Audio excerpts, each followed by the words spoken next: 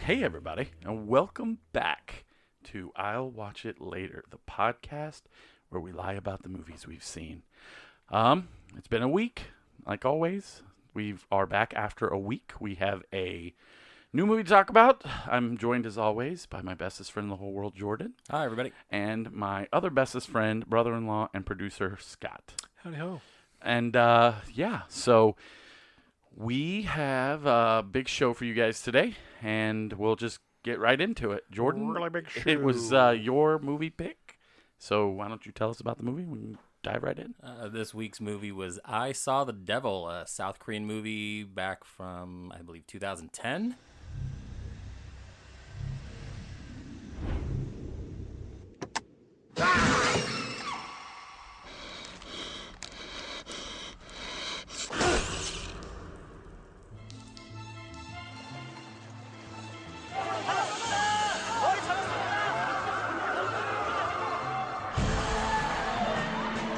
경찰에서는 아무래도 그 4명을 가장 유력한 용의자라고 보는 모양이야. 이거 기억나?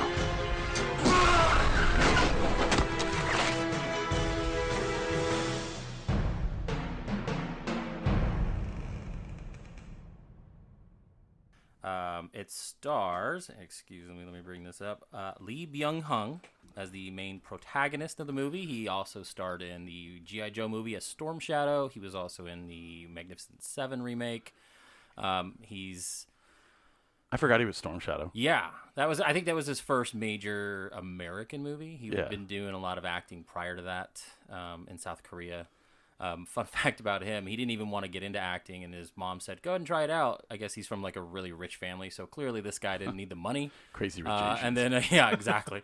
And then it stars another actor who, the more I see him, the more I love him, and honestly, you start to think about all the roles he's done. He's kind of gross. It's Choi Min-sik. He plays the main antagonist, the serial killer in this movie. He was also in Old Boy as Dae-soo. He was also in Lady Vengeance, or Sympathy for Lady Vengeance, as the villain in that as well. So he is noticeable to a lot of people who's kind of seen those movies. He was big actor in South Korea as well. So All on my favorite list. right. So I mean, Scott has never seen any of those movies, nor has he ever heard of any of those movies. Never heard of a single one of those Right. you just said. that again, it's very. I stood here blankly looking at the wall, glazed over while you were talking about that. Scott, if you Is love that any people different? hitting people with hammers like you see in this movie, you would love Old Boy. Trust Dude, me. Old Boy is good. It's fantastic. I have heard of that movie. I've never So- seen it though. What? Yes. Have you seen it? I own it. Oh, me too. I have like Damn it. I have a special edition. No, you know what? For the podcast purposes, I've never seen Old Boy. Let's watch that. No, I'm just going to make you watch it out on the It's projector. fantastic. in We could just the backyard whole one night. premise. We could just do an entire podcast on movies that I haven't seen because No, that puts yeah. pretty much everything on the table. yeah. No. That's not fun. So so this movie is about a serial killer who, at the beginning of the movie, kills this woman who happens to be pregnant, and it turns out it's the wife or the fiance of a cop and the daughter of a police chief, and so she's well connected, and she gets killed by this man in a very gruesome fashion.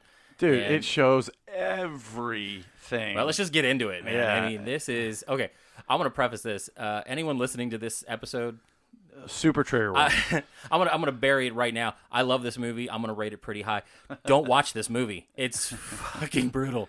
It is so brutal. If I mean, if you don't like feeling uncomfortable, I would suggest not watching this movie. I'm not going to tell you what I thought until the end because then you have to listen to the end. But my thing is there have not been many films that I've ever seen that have summoned this kind of feeling when you're watching it, and it's this overall just like I'm bummed out. This is fucking brutal. It's uncomfortable. and it's not like fantastical. It's not. Well, I'm the beyond- same. I'm the same way. I mean, I can watch a movie and there's not a lot of things that bother me. I mean, I grew up on the internet watching, going to like Steak and Cheese and watching bad videos. or like and- Faces of Death. Yeah, like, Faces of all that Death. stuff. Watch all this stuff. This movie made me uncomfortable. That's because I think it's realistic. It's not It's- anything that happens. Everything that happens in this movie, you could see happening in real life. Maybe not surviving some of the stuff that happens. But overall, I just think that the main thing is it just goes through step by step of like these people's deaths, and you could actually see it happening. There's no like cutaways. Somebody you like, yeah. There's no cutaways. Well, It's a lot of hold the scene. You see what happens. It's right in your face, and there's not a lot of there kind of is cutaways. They set up the first kill with the woman that starts off this entire storyline, where he gets into her car, and like I don't know how he does it. She had pretty much eyeballs on his car the entire time, so he comes to try to say, "Hey, I'll help you out." She's like, "I'm gonna wait for a tow truck." She's stranded. She's stranded. It's dark. It's late at night. Right. It's snowing. She's stranded on the side of the road. Yeah, and so he kind of pulls in front of her. up.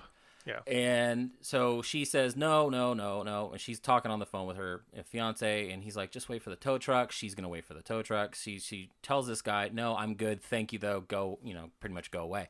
He walks back to the car, and at no point do you see her ever look down. And the next thing you know, this guy is maniacally beating in the front windshield, the side windows, gets into her car, and immediately takes a hammer and beats her in the head with it. And they don't shy away from this. This is right off the get-go a very brutal scene. And then later on, he's got her tied up in a bag. I thought she was dead. Honestly, I thought she was already dead. He drags her off. Then you find out she's not fully dead.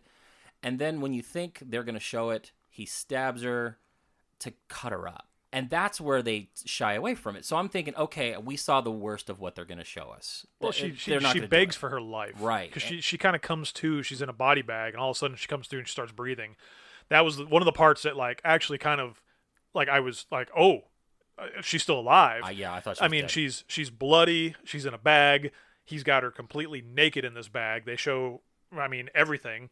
And he's walking around, pulling out all his utensils, and he's getting his stuff ready. And then she kind of comes to, right? And she starts talking to him, and she reveals that she's pregnant. And she's like, "Please spare my life because I'm pregnant." And he looks at her, and in such a non-empathetic way, just continues to cut her up.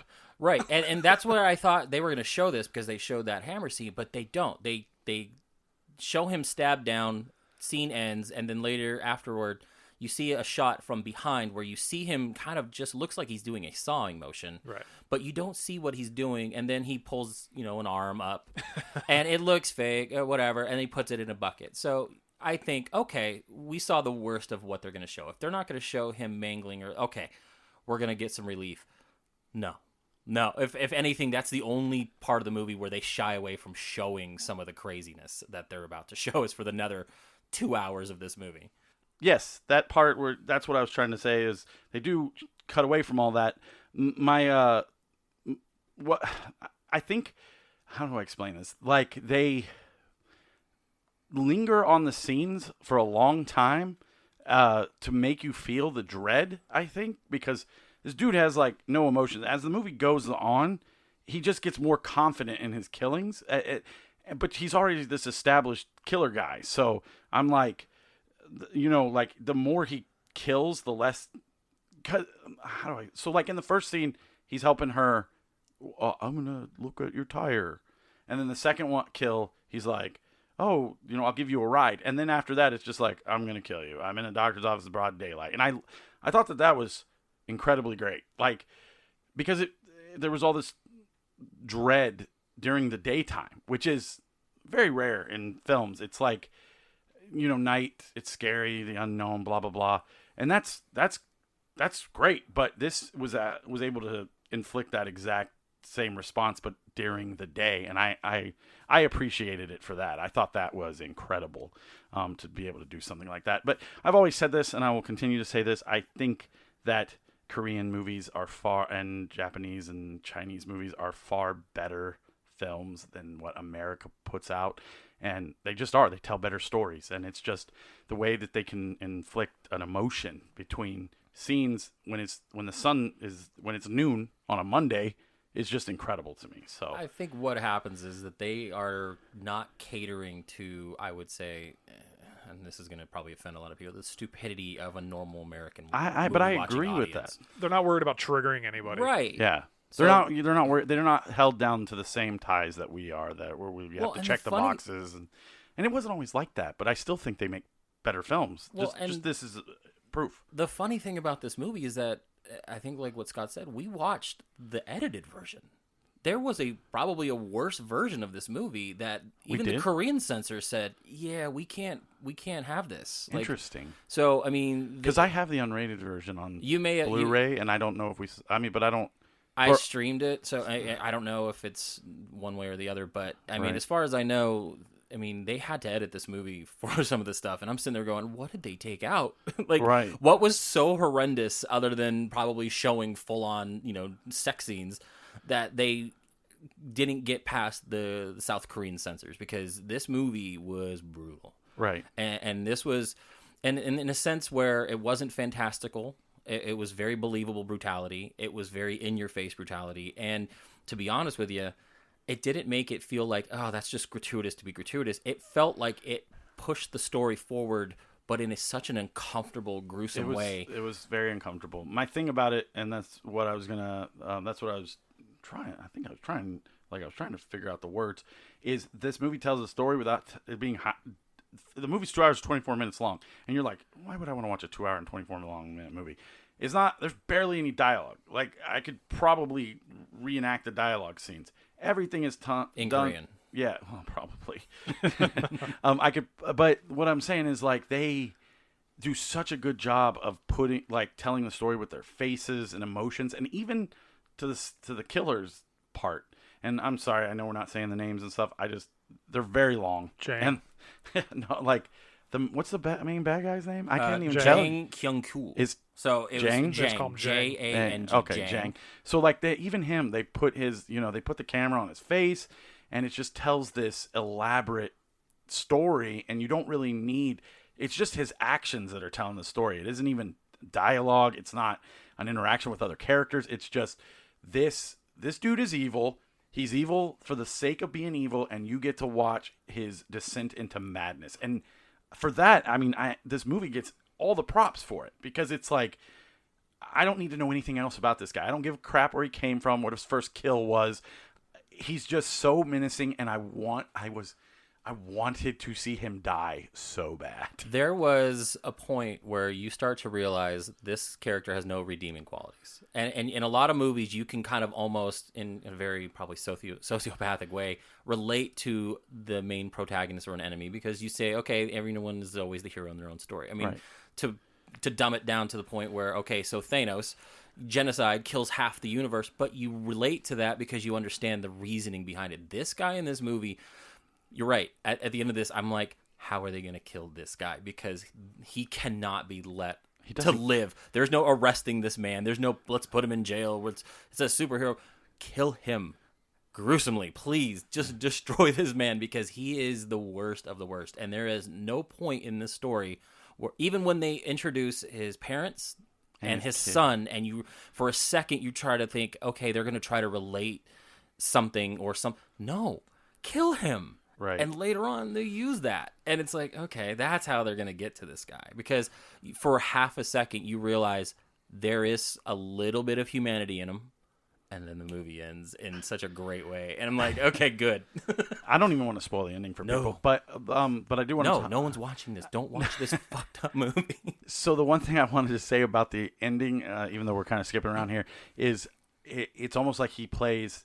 two different characters. One is this sympathetic, like, old man who needs help, because he's at the end he is technically begging for his life, and then he's like, I want to hear you say you're scared, and he just looks up, he's like, I don't give a fuck. Well, Kill no, me. I mean, originally when he knows it's just him and the cop talking, he's Yeah. begging. He's not even begging for his life. He's like, just kill me. Just, Yeah. I want to just do it. End this. Do it. No, And he then says he says multiple times, don't kill me, I'm scared. But not at I'm first, scared. and then he Yeah. flips it, because then he starts to realize, oh no, he's done. And then later on, he sees what's about to happen. Then he goes, no, don't. I can't have this happen in this way.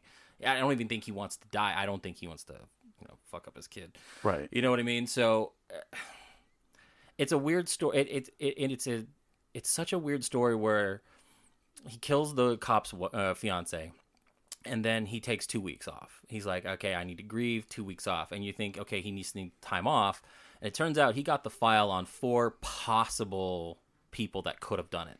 So now this is now a revenge flick where he is about to go after these 4 possible suspects. And this is all at the beginning of the movie. This is within the first 20 minutes. Within the first, 15, 20 minutes of the movie. So he makes his first kill. It's related to this guy, Kim, who is, he's this, what is he, a detective or something? He's either a detective or a special agent. I don't know. He's a special agent. Special agent. So, and then they go to the scene because they're looking for this woman as a lost woman. They're scouring this field, and they find her severed head in the field. Yeah. And in the weirdest part of the movie, they, as like you were talking, relating it to like Seven, they put her head in this box and they go to carry it, and this bumbling idiot drops her, and her head rolls across the field, and that's where Kim sees his fiance's head roll across the field. Right. So I actually say that on mic, but I might have, I don't know. Sometimes I just talk. But yes, this did feel like a Seven, or how those old 90s psychological thrillers, but I think it's better than that. I would, if somebody was like, what's a movie you would recommend to me that's like Seven, I would absolutely recommend this film. But I actually like that scene a lot that you're talking about. The music in this, with the scenes, was fucking awesome. Right. It was so good. It set up scenes so well. I felt like it was almost a character itself in the movie. When you would hear the different ominous tones and stuff. Tense. It was. It made me feel like, usually when we're watching a movie, to break kayfabe a little bit, even when I'm watching a movie at, in a theater or something, I'll look at my phone, I'll get up and go grab something to drink, and I was literally, I have a rolly chair. I sit on a rolly chair in this closet. My hands were on the rolly chair, and I was pushed up like this. Someone could have came in through the door and just, thrown a bomb at me and left, and I wouldn't have even known, because it was so intense. Every scene was so intense. And that's what I'm saying. You look at the runtime, 2 hours, 24 minutes. To me, it did not feel that at all. I was engaged in all when of it. I was, I messaged you a few times during it, but I was just but it was mostly to be like, am I really watching what's fucking happening on screen? And if you're listening to this and you have not seen the movie, and you're contemplating on watching it because it is subtitled, because it's all in Korean, right?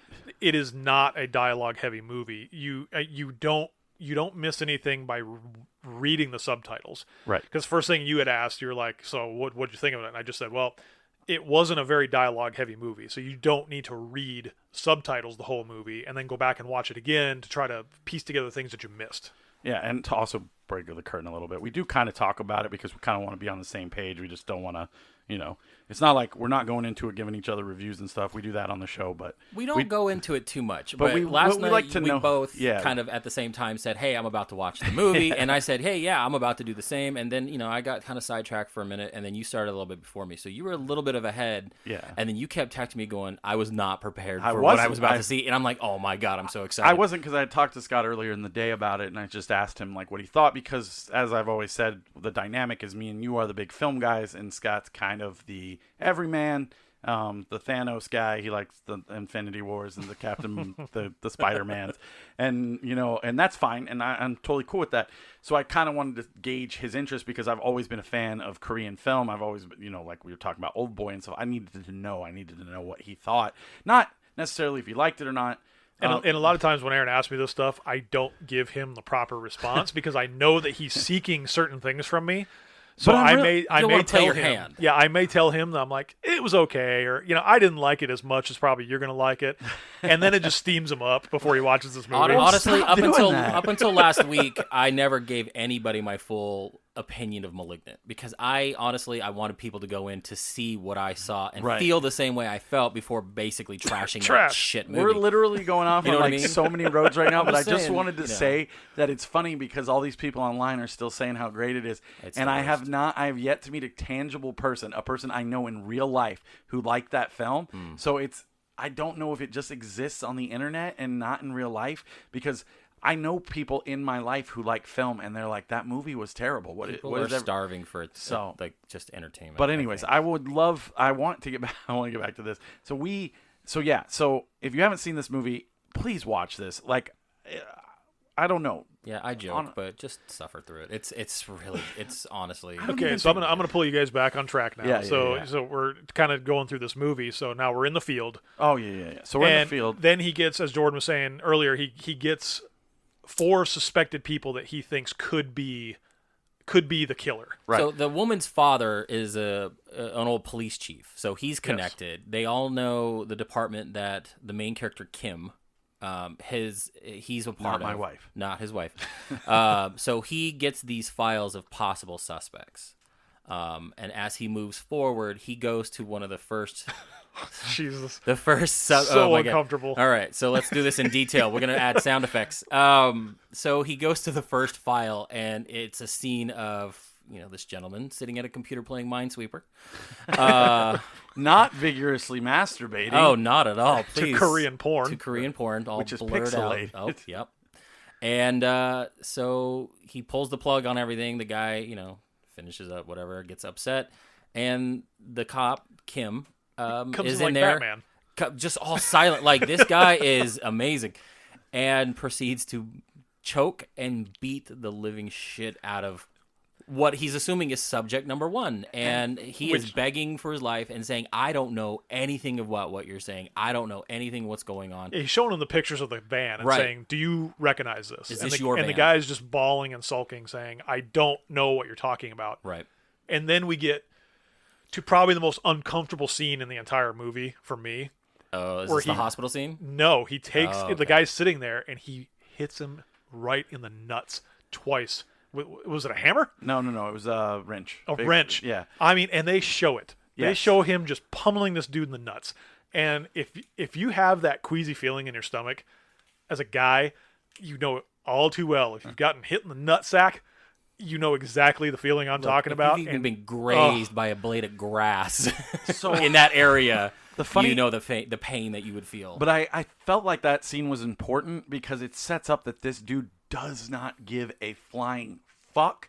He doesn't care that he did it or not. He just wants people to pay the way he fucking felt. Right. He doesn't, and you don't really know that. You don't really understand. Like, it gives you this very tiny setup between him and his wife where they love each other. Like, he's putting himself into a bathroom, singing to her a little bit, but he doesn't want his bros to know. So he stops when they come in the room. But he was in love with this chick, and all he wants is everyone around him to suffer. And even if at the cost of his own humanity. His own humanity. You don't know how far he's willing to go until that moment, and then you're like, "Oh shit!" And what someone's getting later fucked up. on in the movie, he everything that he does winds up costing him more than what he was willing to sacrifice. And I just think it's such a good fucking story. Like, the story itself is like, what are you willing? So, kind of skip ahead a little bit. He kills that. He doesn't kill that guy. He puts him in the hospital. He finds the dude he's looking for about to rape another girl, and he just decides to brutally beat the fuck out of him and not kill him. He doesn't kill him. What he does is he plants, and he makes him swallow a tracker.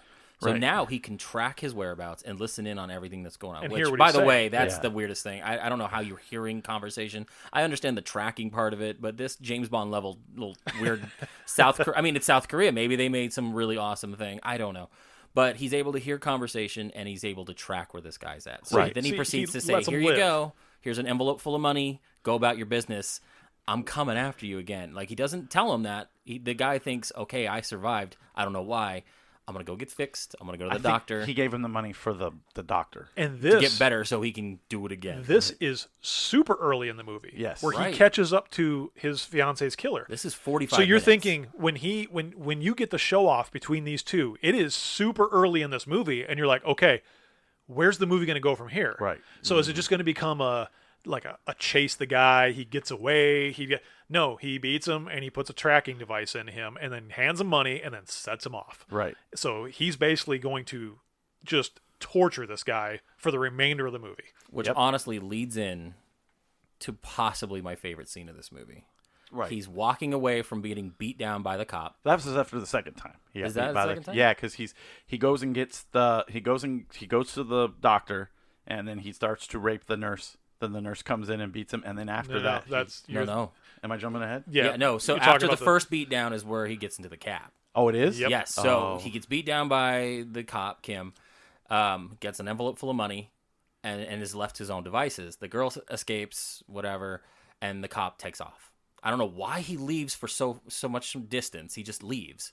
So then the main antagonist, he's walking down the street, and this is like rural South Korea, and a cab pulls up next to him and says, "Hey, look, do you need a ride? Get in.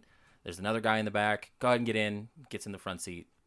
There's a little bit of a dialogue between the guys. The guy in the back looks shady as all hell. The main bad guy, who at this point, they're so focused on this guy, you would think he's the protagonist. They focus on him so much. But I like that. That's Right. what I was trying to say. Is like they give you just as much of this bad guy as they do of the good guy. They give you more. Like the good guy is almost secondary to this. Right. Like he comes in, does his thing, and then kind of disappears into the background for a minute. So he figures out that the guy driving the cab is not really the cab driver. The guy in the back is shady, about to pull out a knife or something. And the fake cab driver goes, "You're lucky that we found you." And the main bad guy immediately goes, "Yeah, I think you guys are unlucky you found me," and proceeds to do the coolest fucking scene in this entire movie. It's so good. He stabs the guy in the neck, immediately, I don't know, Frantically. rage stabs the guy in the back frantically. 5 times, goes back to stabbing the guy in the front. This is all while the car's moving. And he's stabbing the guys, like alternating stab. And I swear, if I'm going to go back and watch the scene and slow it down and count, this must have been 50, 60 times he easily. stabbed these guys, either in the face, the neck, the body.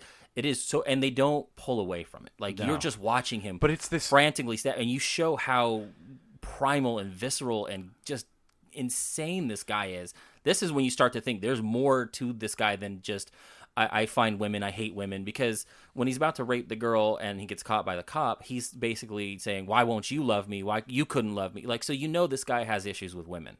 Like this is his big issue, where maybe his wife left him and that's why he couldn't take care of the kid, and then he's got some real big issues. But in this moment, you realize he's just a fucking asshole, And they're and all he's brutal moving. about it. They're all moving, and the cab smashes into a tree. Right. Yeah, which would have killed him, but it's Yeah. okay. I'm No, okay. with That's that. the only part I'm gonna just whatever. But, 'cause they smashed right into it. Superhuman sociopath. But what I did like about that scene, and a lot of scenes in this film, was the camera work. It was almost like rotating fisheye lens, maybe a little Right. bit inside, and it just kept rotating. Like I said, the sound in that part. But throughout the film, there's these fight scenes where what was it? When he beats the guy up on the motorcycle, it kind of goes down and up as he's beating this guy, Right. and it's just so fucking good. It almost puts you into like a POV of this guy, but it works so well, and I couldn't get over how good the camera worked. I don't know who the cinematographer was, but they're alternating from like front end from the windshield looking back, and then you got backseat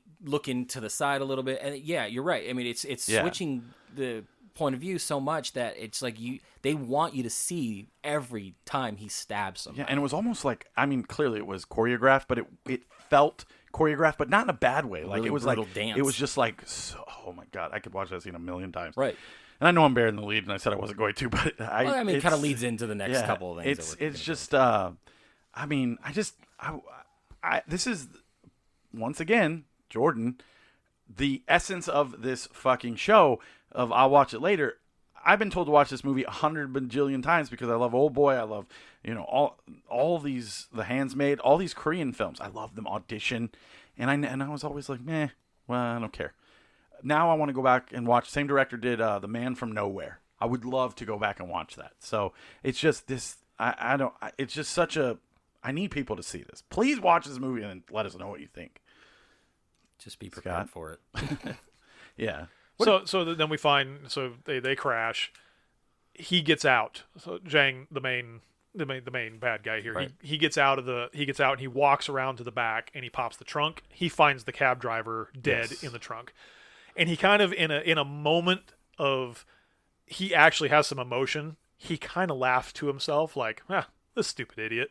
He got killed, Right. and then he steals the clothes, and then this is where he goes to the hospital. So he dresses in Oh, like you're right. soccer Because clothes. he's wearing that like yellow jacket, like soccer Yeah, jacket. yeah, and he right. basically tells him that he got sports injuries Right. to treat him. Yes. And then he ends up going on to his third victim now of the nurse, where he takes her, and again we get into a super uncomfortable scene where he has her disrobing. He walks up to her, he grabs her head and pushes her down to do favors on him. And they just hang on this scene. What, you didn't like that? I'm And totally kidding. They just I'm hang on totally this kidding. scene, like you said before, and it just, you sit there and you kind of, It was so you're uncomfortable. looking around your own room, and there's nobody in the room, and you're looking to see, like, You want to talk to somebody about it. yet you're like, what is going on here? Why have they not pulled away from this yet? I'm very, very They uncomfortable in haven't this cut scene. nothing. And then Batman comes in again. Well, Yeah, it not leads like- up to what Aaron was saying, is that this guy's escalating. So before you even get to that scene, he's sitting there with the doctor, and it's in a very uncomfortable scene where, you know, I've never experienced this in person, where someone's talking to another person and completely just being an asshole to him, and just keeps going on, and it's you don't think Such that an he inside would joke. you wouldn't think he would be talking to someone like this, and at some point before that nurse interrupted him, I thought he was going to kill the doctor in that office. Or an He was- AT&T phone. He was more brazen about him being just straight up an asshole to somebody in person in front of them, to that doctor, where it was like, come here, I thought he was going to kill that doctor. Me too. And then the nurse comes in, interrupts them, and that's where he kind of goes into his rant with the woman, you know, how old are you, what's your age? And then you get into that scene in the back room where I don't even know if he even killed the doctor and then brought her into that back room. But I by don't that really point, notice he it. was so like, I don't give a fuck. I'm going to do Right. this in broad daylight. That's what I'm saying, I'm like, he fucking escalated. Yeah, I'm over. Like, yeah, exactly. He's escalating his killing at this point. He's escalating everything, because the doctor could have easily walked in too, but he's an old guy. You know, what's he going to do? But this dude just doesn't seem to give a fuck. But my only question, and this is just me spitballing here, so I'm backtracking a little bit. He goes to rape this girl. Batman comes in, beats him up, or whatever the guy's name is. I'm fine with that. Yeah. That girl clearly escapes. Why aren't the cops like this? But see, they are. Like, if they cut away to a few times where the cops are trying to find him. Like when he has the school van, and he's got that before he was about to rape the first girl.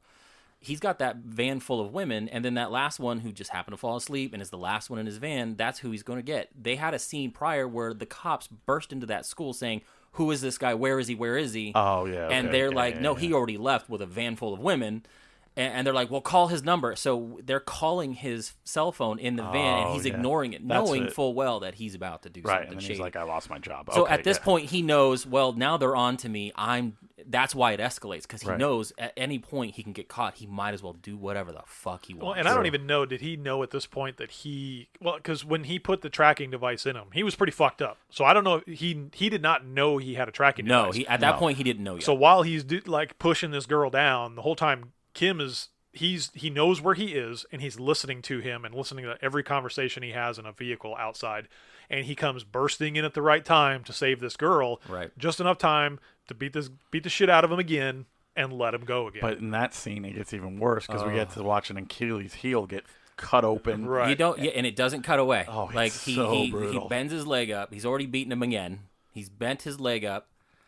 He's stabbed him with a scalpel right underneath the tendon, and you show it. Like, Did it the goes old in, snap. it goes out the other side, and then he pulls back. Just and they thinking don't, about it is giving me yeah, the and they show that too, and you're like, motherfucker, why? And then he's like, all right, Well, and so Zhang, we'll see you next week. Well, and the thing is, the girl was about to leave, and he goes, "No, I need you to stay, but cover your ears and cover your mouth or your eyes, because he's going to scream."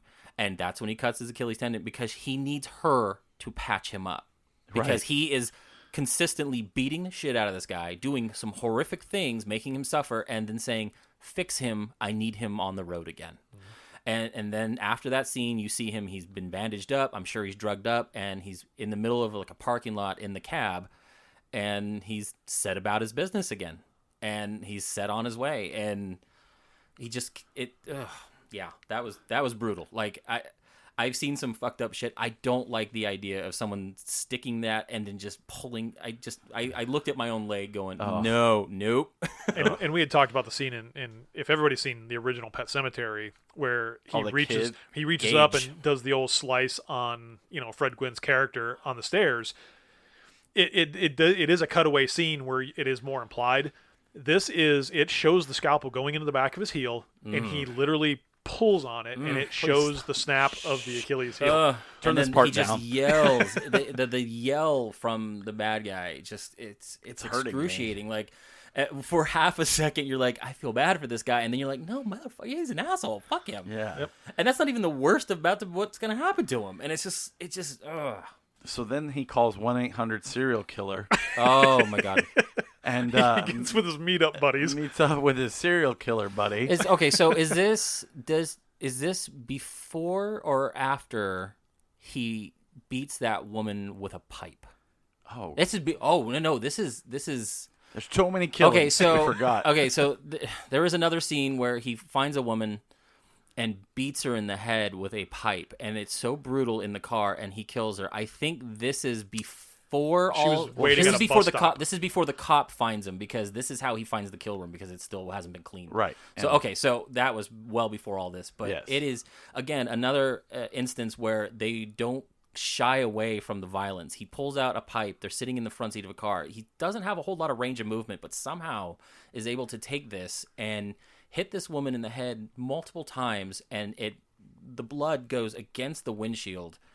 And it is just it's so visceral and just brutal, and I couldn't believe they were able to do that in a way where I have seen some really messed up movies. I'm not gonna lie, I've seen some of the worst, and it's still, like you said, makes And you feel he's- uncomfortable. He's emotionless Yeah, through the he- whole thing. He just he beats her with Right. the pipe, and then just almost nonchalantly just stops and goes about his business. like looks at her and then just is like, all right, well, I'm gonna go drive to the end spot and get you cut up and whatever. So it's just he's just no emotion to it.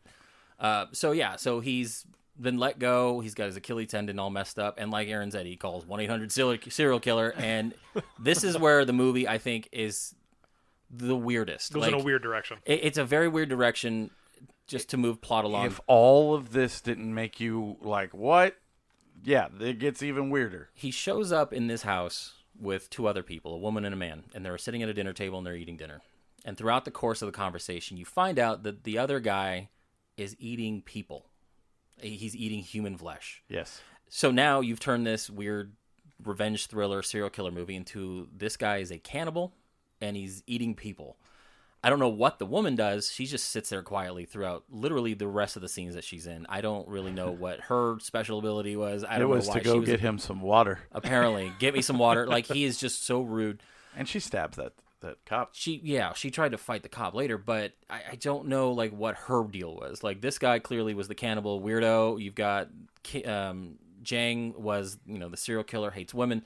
What is her thing? So it's just a weird scene where they're just eating dinner, talking about shit, and then I think she was just the girlfriend of the guy that was Maybe. eating people. and so the Which is guy so eating weird. people is very awkward. He's just eating somebody. You don't see. He just looks like fucking Kung Pao chicken. I don't care. And he looked like steak. Like it just steak and Kung some Pao kind of chicken, whatever. racist. Racist. But he's eating and he's talking to Jang, and Jang's telling him what's been going on and how fucked up he's had it the past couple days. And this guy is mocking him. Right. It's like, oh man, it sounds like you're pretty fucked. Like, ha ha ha, I'm gonna keep eating my people. And then there's a tense scene where he says something, and Jang was like almost to the point where you think he's gonna get up and stab this guy in the neck. And the other guy starts kind of crying, and then realize, everything kind of, the tense moment kind of dissipates for a second. He goes, I don't know why I cry whenever I'm tense. Ha ha ha. And he's like, all right, I'm going to go prepare my next meal. And then he walks down into the basement full of people parts in the it's fridge. so weird. And I'm like, this is weird. And he's like, well, I guess I used all the guts in this one. And proceeds to go to this back room where he has this woman tied up. And you find out her and her sister were the ones that occupied that house. They, in a weird, I don't know, whatever 1,000 other movies way, they come to the house, took over, and I guess killed the one sister, and that's who he was eating, and was about to literally kill the other woman. And then again, Surprise. Batman shows up again and This fucks time, him up, he's fucking killing the cannibal guy, which I was very satisfying.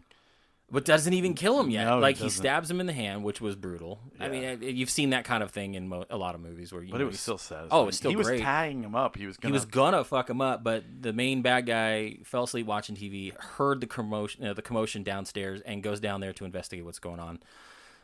So they go into back and forth. The bad guy has a gun. The Batman cop gets outside, Him. jumps literally to the next floor, goes upstairs, Great action sequences, great camera work. So It was good. so good. And proceeds to do the most Batman move ever, where he grabs a handful, what I'm assuming are fishing lures or fishing hooks, Fish hooks. throws them onto the floor into the hallway like some caltrops, gets behind, and the main bad guy comes in with the shotgun. He's like, all right, I'm going to get you, is barefooted, steps on it, and gives him just enough time to do the most Batman move ever. Go in, knock the gun up to the ceiling, fights the dude again. The girl shows up out of nowhere, cuts his arm. He disposes of her, and then proceeds again to fuck up the main bad guy.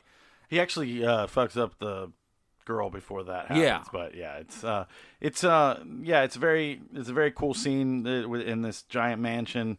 Like I said, the camera work in it's incredible. It's all around tons of fun. I just that scene in particular was fun. Like the movie, you're already in. At least you can have a little bit of fun. I just thought that was a cool, like, Home Alone-esque, cool scene. And sends both of them to the hospital. They survive.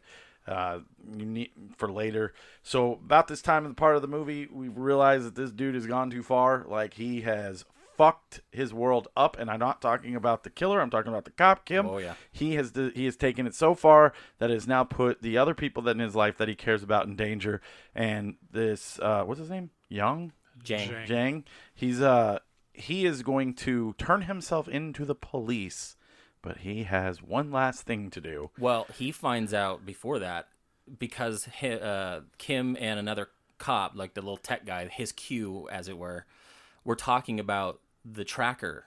And the guy's like, oh, no, he's passed out. He's not going to wake up. But he still overhears what's going on. So he realizes now he's got something in him. And that's what leads up to that bathroom scene that we don't like. But yeah, you're right. Like, he's like, all right, I'll turn myself in, but I am going to fuck up your world. It's very Seven, where it's like, okay, I'm going to turn myself in. Come get me.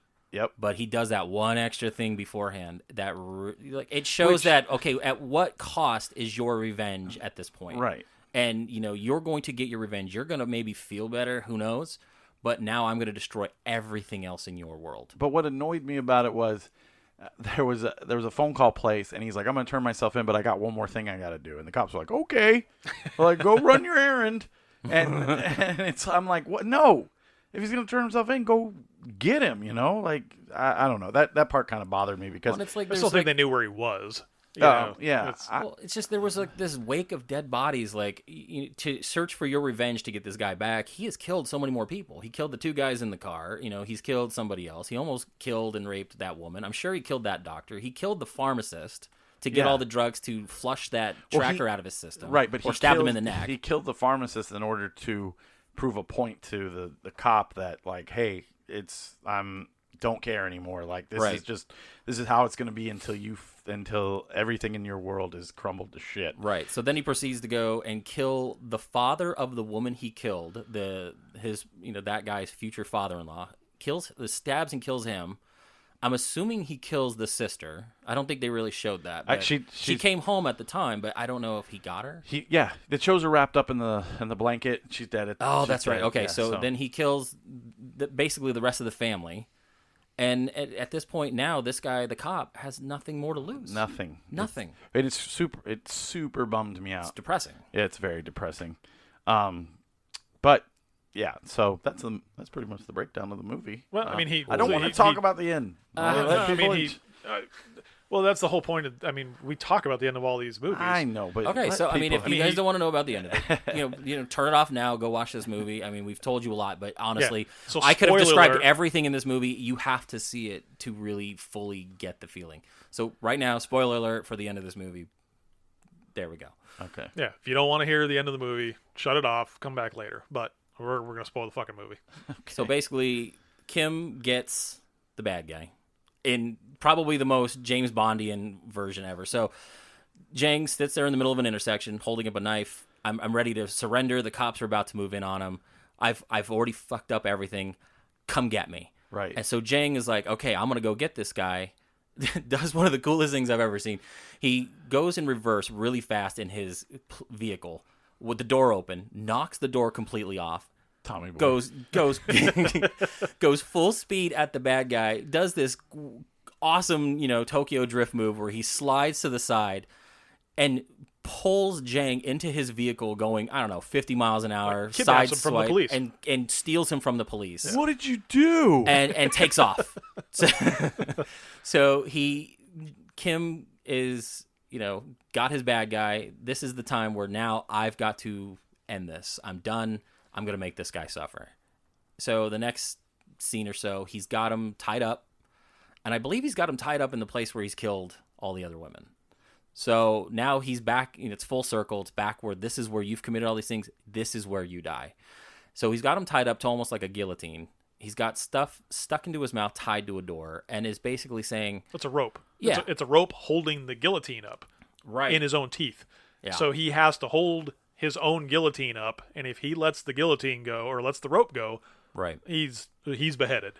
So, I mean, at first he's not begging for his life. He's basically saying, hey, just go ahead and kill me. I've won. There's no winning here. There's nothing. But he calls his family, too. So his family is at the door. Right. So they can see him. So now, Kim called the grandparents, his parents, and his son to come here to this location. And they're like, they don't know what's going on. They're like, hey, let's go see what's going on. And the cop leaves. The grandparents are at the door knocking. And at this point now, the bad guy's like, I don't want you guys in here. Oh my God, they called my son. He called my son. So basically, Kim said, at the most suffering you're going to have is when you're going to die. And you realize it's not physical suffering. It's not. It's emotional. It's just he put you in such a bad position. Now your kid is going to see you die. Your parents are going to see you die, and you are going to pay for this shit. And it lingers for a bit. At some point, the parents are about to walk in. He is basically saying, get the fuck away. He's got this rope in his mouth, and it's slipping. And honestly, throughout this entire scene, this movie lulls you into a sense where you're going to see maybe his teeth get pulled out. Like, I honestly thought at some point something was going to happen. Like, the parents open the door, and he's holding on so tight that it's going to rip teeth out. I don't know. Maybe I just expected that because of what they've done so far. They don't do it, thankfully, because that would have just fucking hurt me. He lets go. The guillotine comes down, chops this dude's head off. And you would think it's one of those cutaway chop off. Yep. Nope. They show it in such a gruesome way. I almost stood up and applauded in my living room. And this is a midnight, 1 o'clock in the morning. And I'm just like, yes, this is how this guy deserves to die. The prosthetics don't look fake. No. Have you seen some horror movies where, they cut a head off and it doesn't look anything like the person that the head that they cut off? I honestly thought that when you saw her head at the beginning of the movie, when they found it in the water and it turns over underwater, it looks so incredibly realistic. Yeah. I like the cop was like, okay, that's gruesome. Like, that's gross. So, I mean, they show it. It's brutal. It's gross. It's perfect. And then the parents walk in, are screaming. The kid walks in, sees it, and that's it. You kill the bad guy. And then the last scene is that you see Kim walking down the street, happy. He's not happy. He's not showing emotion. He doesn't right away. He's walking down the street, and he's like, I've done it. I got my revenge. And then I think the weight of what it cost him hits him, and the last minute or two of the movie is just him breaking down emotionally, just crying and emotionally just it fucked him up. Like, how do you come back from that? Like, there's no moving on with your life now. He is now fucked up for life. Yeah. And he got his revenge, but it cost him too much. It cost him everything. And it's, oh my God, it was such an emotional, just that 2 minutes was so emotional to wrap that all up. And I'm like, I don't know what you do, like how you survive that from now on. So what's your score?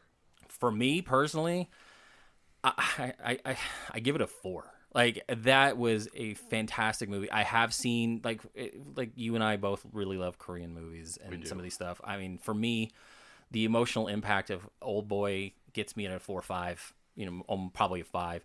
This is a 4. As brutal and as gruesome as it is, I think I would watch it again. I would absolutely. I'd see it in just theaters. to really I'd watch it again. Feel that impact, especially knowing what's coming up. I may look at it a little differently, but for me, that's a 4. And I didn't think that was going to be what I saw. I was very taken aback by a lot of those scenes, and as gruesome as it was, I still felt very satisfied as a story. It was really good. Right. So for me, it's a 4. What about you, Scott? It is. I enjoyed the movie. I like horror movies. the story was good. I'm not going to say that I didn't understand or see the ending coming, because you knew it was going to come to an end at some point. And I don't know if the ending was it didn't blow me away as much as I anticipated that I thought maybe it would. When he catches up to him early in the movie, you think, okay, well, how's this movie going to go? And I think that at about the 3/4 range, it dragged a little bit for me. Yeah. With that being said, I give it a 4. If it wasn't for the slowdown a little bit, it'd probably be about a 4.5 for me on horror movie scale. Yeah, see, for me, like when after I watched it, I'm sitting there going, okay, I can probably understand maybe what Aaron would give it. We're on the same page. You were the one that I was most concerned about, honestly, because it is a foreign movie. It may not be your wheelhouse. You know, the subtitles honestly weren't that bad. And as a horror movie fan, just like I am, I was like, well, this is brutal to be brutal. I don't know if it's a scary movie, but I would really love to understand what someone who maybe is not into Korean movies, Korean horror, Korean thrillers, things like that, what you would think. So honestly, a 4 for you is very surprising. Yeah, and in a good way. Like I'm not, excited I mean, about that. As your normal movie going person is going to be very uncomfortable watching this movie. I was uncomfortable. It's very graphic. It's very gory. It's violent, and it's in some aspects of the movie, it's very rapey, and that makes people uncomfortable. And like I said, they don't shy away from it. They keep on the scenes, and they make you feel very uncomfortable. I don't know if that's, I don't know much about Korean movies, because I mean, I saw Parasite. Right. That's probably the first, the movie that kind of introduced me, more mainstream movie to kind of this whole genre. This movie it's going to be very uncomfortable. Now, if you are a movie person and you haven't seen it, I recommend it. I think for me, the violence almost is its own character. Like that, the reason why that is to make you literally have that line in the sand of who the fucked up bad guy is. And I thought of the title when you see the cover and it says, "I saw the devil." You got the main character, and then you got a knife with the reflection of the bad guy in the knife. I did question who saw the devil. Right. Was it the bad guy seeing Kim's character and saying, "Oh my God, this is the devil. It's come around now to get me"? I think it's both. I think that's the point. Is it's both. Like, you're watching this and you're like, there is this dude who's doing all these horrible things as a good guy really the good guy, right? And is this dude who's a bad guy really? I mean, yes, he is a bad guy, but that's why we call him Batman. Right. But is he any worse than the guy who's killing these women? I mean, the answer is clearly yes. He is worse because these people are innocent. But it goes back to the whole theme of, well, how do you want to, like, what do you need to give up to get your revenge? Even at some point, there's a phone call made, and it's like, you've done enough. Like, that's enough. Like, let's just like the family's telling him, like, look, you've already moved on. It's time for you to move on. So yeah. I don't think you guys are ready for my score, so let's see. We'll find. It's a 1. No, I'm just kidding. I'm totally kidding. All right, guys. We'll see you later. No, I fucking love this movie. I loved everything about it. I remember I was in this room last night shouting "What the fuck" like over and over again, just looking around the room like I want to speak to someone. That's why I texted you. I need to text someone. I text Scott, but he's old, so of course he's asleep at 9:00. It was like 10:30. So I've mentioned it throughout this entire show. The camera, the music, the acting, everything. It was all visceral. So this will be my first 5. This was an absolute 5 for me. I absolutely plan on watching it again. I want to see it in theaters. I want to see it with people who have seen it. I'd love to discuss it with more people. I couldn't stop talking about it. Even to Kim, who you kind of told her about it, so I was telling her about it. I love this movie. It's a perfect film for me. It to make me feel that uncomfortable while I'm sitting in a chair in my own house and not turning it, like I gotta watch this. Like, I want to know what happens next. There was no like, well, I don't care. Like, blah blah blah. It was, I want to know what's about. I need to see what's happening next. And like I said earlier, the 2-hour and 24-minute runtime meant absolutely nothing to me, because at the end of it, I just wanted to see more about, not more in the sense that I wanted this dude to keep doing it. I wish it would have gone longer and maybe explored some more of the Legion of Doom. Sure. All the serial killer Yeah. fan club. Yeah, or even just more of the past of the killer, or even if he's just searching for him more. I could have done another hour of that. I think for me, I would have traded off the scene where you're seeing the cannibal family and all that weird stuff. I think, honestly, you could have cut that part out and maybe done another, he's chasing him scene. Right. And it would have felt a little more better for me. I think that was the only scene for me that felt really weird, in the context, because then it makes it seem like South Korea is like the worst possible place, because he's already come across a cab full of killers, he's already in a house full of cannibals and killers, and this guy is on part of apparently 4 that could have possibly done the killing. So it makes it feel like this place is the worst possible place to live and be around. So that scene for me just felt out of place. It's still great. It just felt out of place. And I think maybe it was only there to set up later on where now he can't track him, and the cop goes to the hospital where, cannibal guy is, and the cannibal guy's like, you don't understand who you were fucking with. Right. And that's where it's like, oh, man, who is this guy? And that's maybe where you're talking about where you would probably wanted a little bit more backstory on James' character. I like that he knew that cannibal guy. Like, I enjoyed the fact that he was like, this is the guy, and this is who, I know him, and they know each other from their past, and he's a certain type of serial killer, and Jang's another. Like, I liked that dynamic, so I didn't think anything needed to be cut, but I understand what you're saying. It just felt very like superhero-y. You know what I mean? Like, You've got your good guys and you got your league of bad guys, and it just, in the sense of the story that they were telling, it just honestly is what's keeping me from a 5. Like, it just felt like that was the only out of place out of all the weird, literally shit that we saw in this movie. The only thing that felt slightly out of place to not make it perfect. You take that scene out, and it brings it probably under the 2-hour mark, and it probably makes it a better movie and probably closer to a perfect movie. Right. That's fine. But still great. Like, I joke and say... disagree. Well, it's like I joke and tell people, stay away from it. It's fucking brutal. Watch the movie. It's really good. Please.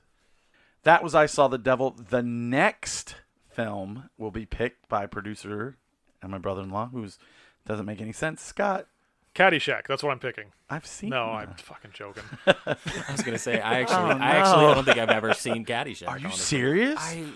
There's a blind. I have blind spots. Like, I do. I mean, there's a lot of those movies where like people have always talked about it. Like, I've never seen Fletch. Weird thing is I've seen Fletch Lives or whatever the second one.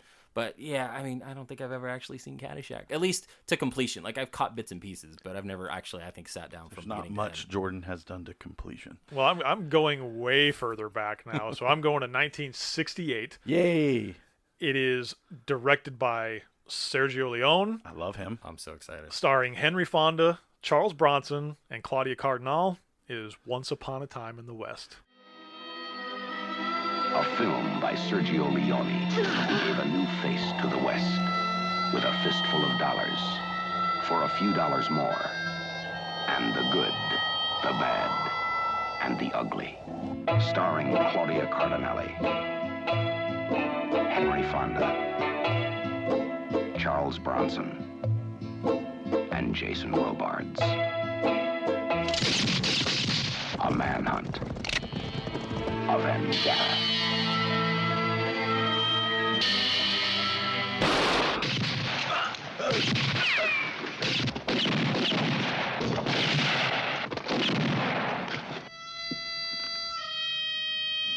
In a new land, in a new kind of Western.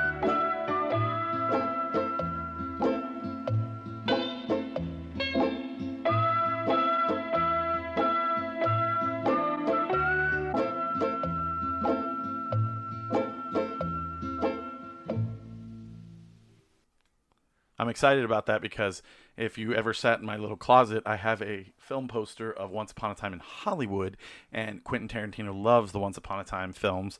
Once Upon a Time in China, Once Upon a Time in the West. A lot of the stuff he has done reflects these films. Very spaghetti Western. Yes. And as I have to say every week into a microphone, I love Quentin Tarantino more than anybody on this planet, probably more than my own child. Not really, but Scott can attest that we literally drove 7 hours just to go see 2 movies at midnight as theater. But I know this the has longest night of my life. But yes, I'm very, very excited about this film. I own it, and I've never seen it, but I don't own the disc. I own the digital version. Is this the first one that all three of us? Well, no, the one we just. I watched saw The and all Devil. three We of have us not haven't seen. I was gonna None say, of us 'cause saw you- Rumblefish. Yeah, He was the only one that that's true, seen Dark yeah. City. It seems like the movies that we picked is like You somebody saw had seen. There's You always saw been some Korea. kind of connection, I think, Yeah. with all these. But yeah, I think this would be the second in a row that we have. But I'm a at sucker some for a point- good Western. I think honestly it will lighten the mood a little bit. We went from Hard 8, a little bit of drama. We went this where it feels very heavy. I think the levity is going to be nice to see, and a good Western, and see Charles Bronson in Death Wish 5. I wish I would. I wish it was dead. Can you But- guess the running time of this movie? Oh, hold on. It's a 60s movie? 1968. Okay, so 10 Commandments, 3 hours long. I'm going to go 3 hours and 40 minutes. I'm gonna go with a tight 90 minutes. 2 hours and 45 minutes. Whoa. See, okay, so I'm going to deduct you a point right off the bat for that, and not because I didn't even look at that honestly when I made my pick, because I made this pick knowing that it's revered as kind of one of the base westerns. It's kind of the standard. So let me tell you something. I don't deduct points for long run times. I was telling this to Jordan because he kind of apologized for how long I Saw the Devil was off mic. I don't care if the movie's good. Let it be 3 hours long. Right. 2 hours and 40. 3 hours always feels like it's too much movie. Like they just like, I'm not going to cut anything out. But sometimes it works and sometimes it doesn't. I just don't see a film that made in the 60s needing to utilize that much time.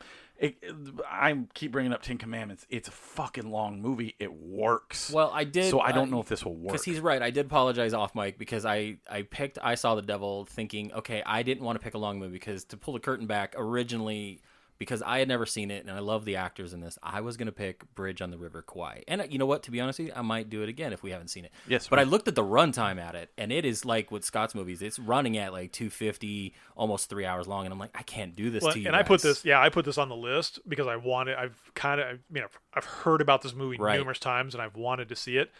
I just pulled it up on IMDb. And I'm kind of reading off of it, and I saw the 2 hour, 45-minute runtime. And I was like, oh, Jesus. Well, it's funny because I say, okay, I don't want to pick that long of a movie, and then I make my movie pick, and then after the fact, I'm like, oh, 2 hours and 20 minutes. I actually had to say, look, I apologize. It's so long. I didn't realize it when I said it. I'm still into it, but So a lot of people love this movie. It could so be if it hard sucks, for a lot of people to really get into something that long. There is those breaks that people need to take. But if it sucks, I I'm all for apologize it. in advance. Oh no, No, don't no, apologize. don't I'm apologize. all for it. See, I don't want to, and that's the thing, and we're kind of doing show business on the mic. I don't care. I don't care if the movie's long. I don't want to box ourselves into a corner where Right. we're like, oh, it's too long, so we're not going to pick it. I don't care. The only people I care about are concerned about that is with the people that actually listen if they want to follow along. Some people don't have 2 hours and 45 minutes to pull back the curtain all the way.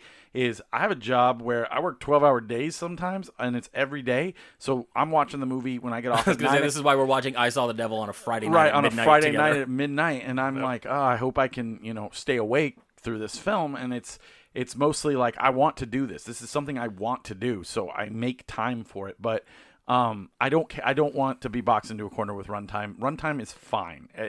Sometimes these movies need to be this long, and I'm tired of these. There's people out there that are like, oh yeah, well, 90 minutes is surely sufficient. But 40s movies, 40s through the 80s, those movies were super freaking long.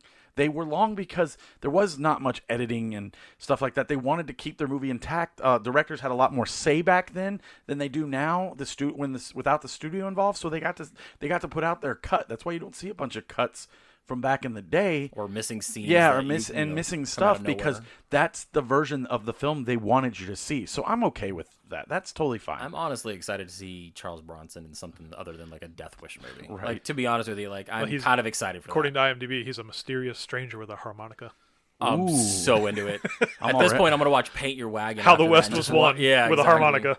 Oh, that's All right. exciting. So that means next week we will have I Saw the Devil. Once Upon a We're gonna Time watch it in the again. West as Scott's pick, and then the following week we will have the snack show. And we have an announcement. I think we'll make next week about the snack show day. I think we're going to give you guys 2 episodes that day. We're still figuring out logistics.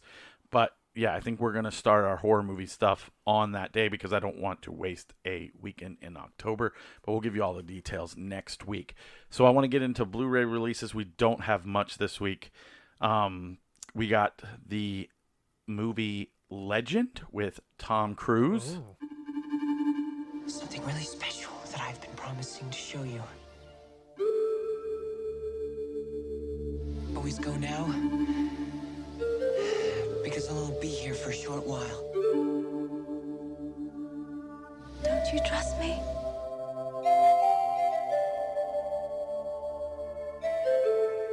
I trust you, Lily. Nothing is more magical. As long as they roam the earth, evil can never harm the pure of heart.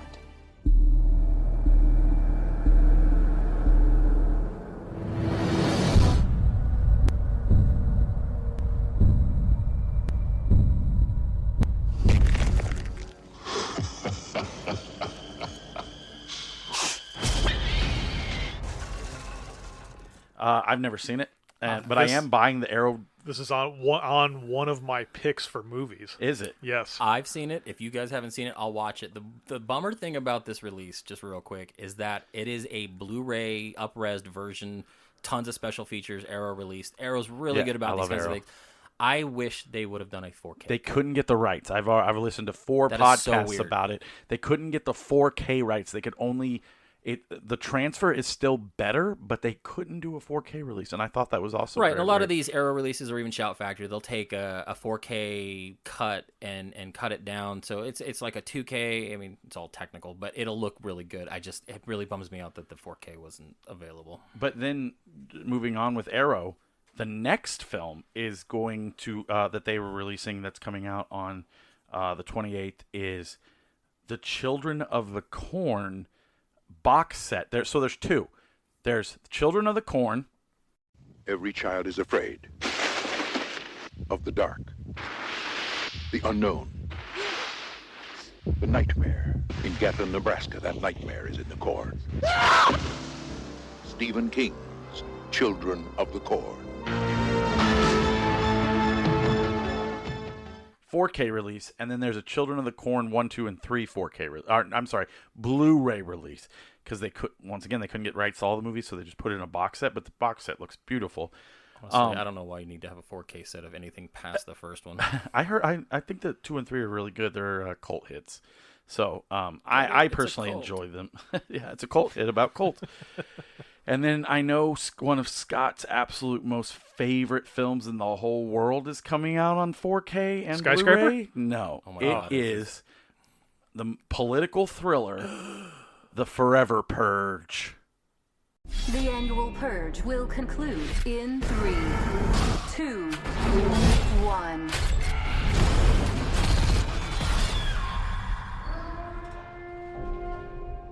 Thank you for your participation. All those movies are the same to me. I saw it. I know you did. Did you? Sucked. Oh, okay. It sucked. Yeah, they all look bad. But I will own it to add to because I own all the other purges. But it has turned into something that I would hoping it wouldn't turn into. Made me want to purge. Right. But So like I said, just there's nothing else really. I did, however, and this is just mainly for me because I'm so happy about this. I just got my email about the Halloween shipping for me Halloween too. 4K set. I know, I'm excited. So the first, 4 Halloween movies have been done 5. in 4. Oh, the first 5. Oh, yeah. I'm And they more found excited. all the missing footage from Halloween 5. Yeah, they added more footage. You've got all the different cuts of part 2 and part 3 and all this stuff. So yeah, the 4Ks are coming. Are you ready They're for coming. this? I've only seen Halloween 1 and the remakes and the Rob Zombie version. I've never watched Season of the Witch. I've never watched Return to Michael Myers. I have never seen. You've never seen Paul Rudd in Halloween 6, which No. originally was marketed as Halloween 666, and then they stopped. So you can find old posters with 666 on there, but it's that's got cool. a young-looking. Just kidding, he looks the same. Paul Rudd as the the big twist in that one, and I'm going to ruin it because this is, 30 years old at this point. He is the grown-up version of the young kid Jamie Lee Curtis was babysitting in the first movie. cool. So that's why he's so obsessed with Michael You ruined Myers. it for me because Just fuck you and watch the movie. It's great. Um, So it's So- I'm a big Halloween mark. I am very excited for this movie. I've seen Halloween. I've seen Halloween H2O, Halloween Resurrection, 2018 version of Halloween, Tyra Banks. Ugh, this fucking bad. Halloween, the Rob Zombie one and 2. But I've never watched any of the old ones. And Season of the Witch it's okay. No, for me. everyone It's- says it sucks. I know I'm gonna love it. No, it's if you can take your mind out of it's the first Friday the 13th. mythos of all the crazy stuff that happened after the fact, it holds up. It's still fun. And the reason why I'm bringing it up is because they just released the last trailer. So the new Halloween Kills is coming out in about 2 weeks, and I could not be more excited. Yeah, and we're going I'm to see that as a so- show, and so we will happy. review it on the show. If you don't want us to hear the spoilers, I know that most of the time that we do these shows, we do an actual like rundown, breakdown, like every scene. I don't want to do that. I just kind of want to talk about it. I don't want to spoil it too much for people who haven't seen it because a lot of people are still afraid to go to the movies. 5 I get out it. of 5. That's my review already. I get Just it. I on the know it's going to trailer. be on Paramount Plus, whatever. I personally would like to experience it in theaters, but we will definitely give you guys a rundown. And hopefully, since October's coming, I will watch all the rest of the Halloween movies. Anyways, so just a true recap. I'm gonna recap. Yeah, all over that AT&T lady. That's how you get the tracking device out of it. Please watch I Saw the Devil. I really think you'd enjoy it. And next week's film is Once Upon a Time in the West. We hope to see you guys back. And I just want to thank you guys always. As always, I didn't go through it at the beginning of the show. You can follow along at Watch It Later Pod on Instagram and Twitter, Watch It Later Pod. And you can always find our show at watchitlaterpod.com. Hit me up on Facebook. It's Aaron Williams, Jordan. I don't even know how to say your last name. And then Scott Leamy. I think it's Corbusier, but I don't want to say it wrong.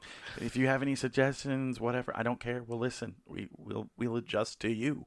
All right, guys. So I'm Aaron. I'm Jordan. And Scott. And we'll see you guys next week. Thank you so much.